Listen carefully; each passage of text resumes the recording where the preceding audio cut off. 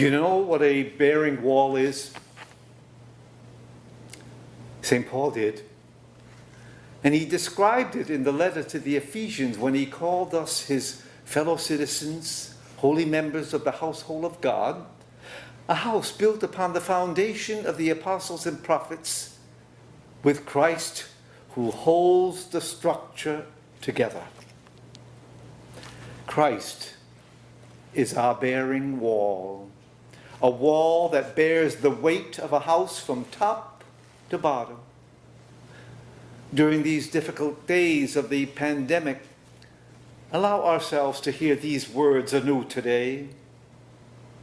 Amidst the pain and anguish caused by the pandemic, hear these words today that assure us that we belong to Christ and he belongs to us, that he has made himself to be our bearing wall, holding us together close to his heart. This past Monday, we celebrated the lives of two apostles who were foundation stones for this house, Peter and Paul. And today, we celebrate yet another apostle, Thomas, who initially found it difficult to believe in Jesus. When told by the other disciples that they had seen the Lord, Thomas said to them, "Unless I see the marks of the nail in his hands and put my finger into his side, I will not believe."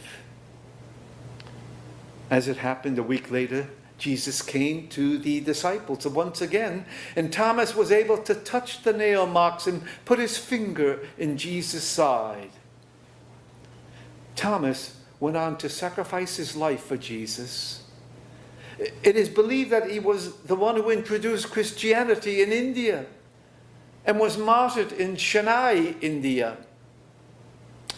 To call him Doubting Thomas is to overlook his loyalty to Jesus during troubled times and his absolute surrender when given the evidence he sought. My Lord and my God. How many of us have expressed our own doubts from time to time? How many of us have uttered the words, "Lord, let me see your face," or "Lord, I do not believe, but help my unbelief"? To doubt is human, and it's a common occurrence among we holy members of the household of God. And like Thomas, we have also been known to surrender and give evidence of our loyalty to God. As we pray today, ponder the words of Paul that speak of us today as holy members of the household of God.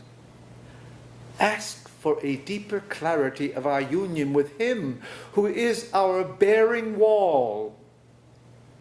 And like St. Thomas, even though we may doubt at times, God's peace will also come to us.